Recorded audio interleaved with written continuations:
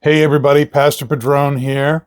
It's summertime, and you know what that means? It means there's likely going to be a Sunbear release, and this year was no disappointment. We just got our shipment of small batch Sunbear Bourbon Cask in at Twin Smoke Shop, and I know that you want me to take a tin and open it up and tell you what I think. Each year it's basically the same blend, but the honey changes. In this case, it's a black mangrove raw honey that's been aged in a bourbon barrel for a year.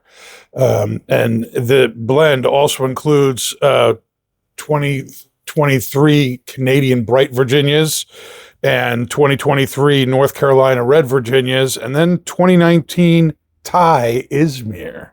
This sounds very interesting.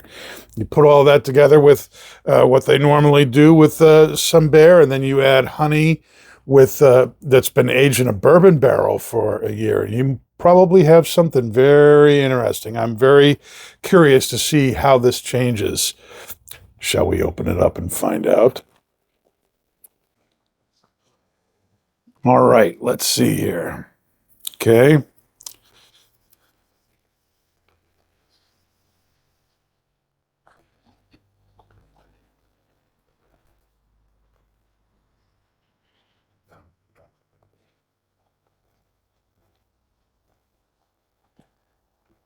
Oh, look at that. Ooh, those flakes look a little bit thicker, don't they there? Wow, they look nice. Moisture content feels good too. All right, let's take some of this. Oh, before we do that, very sweet. You can definitely pick up the honey there. Sweet hay, some nuts, some good bready notes. I'm excited to get this in the pipe. Let's go. All right, I think we've got it all loaded up into the pipe. Let's light it up and see what this one's like, shall we?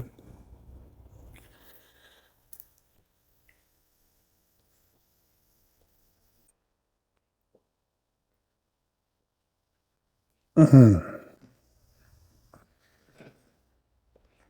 Mm. Well, it took a little bit longer than usual for me to light it up. Part of that, I think, was my fault. I think I packed the pipe a little too tightly. Had to loosen things up a little bit. But once it got going, this has got some unexpected spice to it. Definitely picking up the honey. There's a saltiness to this too. Wow.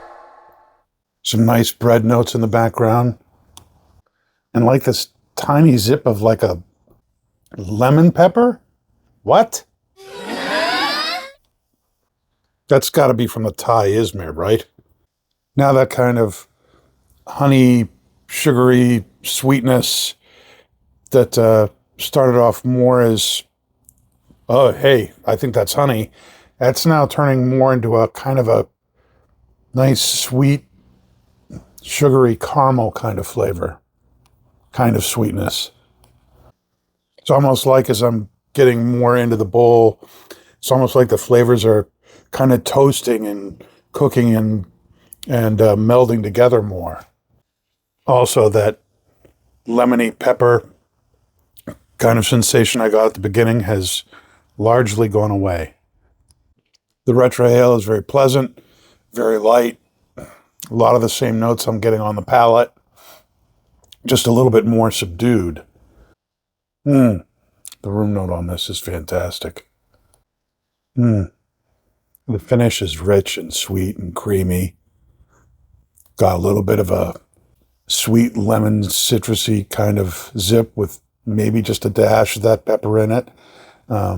It's not near as noticeable before. It's kind of a real undertone at this point, and it just kind of adds a depth of complexity to the sweetness and bread notes of the tobacco. Medium bodied, maybe a little bit less than that strength wise. Jeremy's got a little silver tequila and elderflower in this too. That all kind of works together with the honey and makes things real nice and sweet, and gives the whole blend a kind of a really delicate, light, spicy depth. Getting further into the bowl, there's a little bit of oakiness here too. I'm going to guess that's from the honey. I'm sure it picked up some of that charred oak from the inside of the bourbon barrel. Don't be fooled into thinking that bourbon cask aged honey is going to taste like bourbon. So don't be thinking that you're going to be tasting a bourbon flavored tobacco here. It's not. The free radicals, the char, the oak seep into the honey, and that's going to deepen the flavors, and it's not going to impart bourbon flavor per se.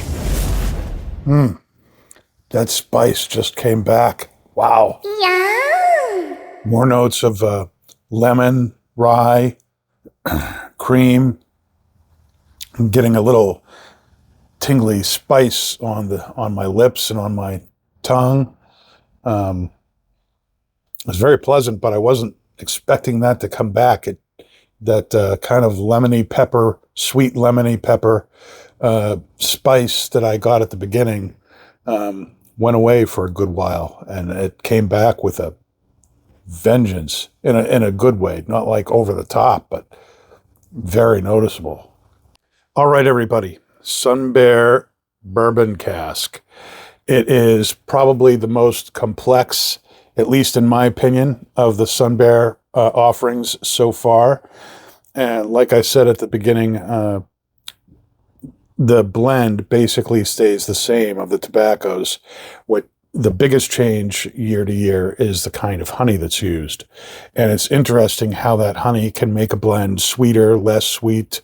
This year they're using a Thai Izmir, I believe, for the first time. So that's different too. But this has some real nice complexity, some real nice depth. It's very well balanced, got lots of nuance, that those sweet, citrusy, lemony notes, and that little zing of pepper that shows up every once in a while. That's very enjoyable to me. I love the sweetness, the bread notes of it. This is very good stuff, and I think it's going to do well. They upped the production this year. I believe last year was 20,000 tins. This year it's 25,000. But I'm sure it's going to sell out real quick too. If you are really into Virginia Orientals, or you like Orientals or Virginias, this is definitely something to try. Just the fact that there's some Thai Izmir in here is enticement enough for me. Sunbear is always, I think, a safe bet to go to. This year's iteration is no exception. Is it my favorite Sunbear of all the releases? That's probably yet to be seen. I really loved last year's Navy cask a lot, but I'm not going to make a judgment about this on just one bowl. I'm going to have more than one. Don't you think? That's only fair, right? So maybe I'll do a video later on about which Sunbear I think was my personal favorite, but we'll save that for another time. All right, until then, this is Pastor Padron. Thank you for watching. Thank you for subscribing. Thanks for liking the videos here. And I will see you soon. And if you're local, hopefully I'll see you at Pipe Club Pipe-a-Bellum on August 7th and 8th at our Hooksett store location. It's going to be a rockin' good time. You know what I'm talking about. We'll see you then. Bye-bye.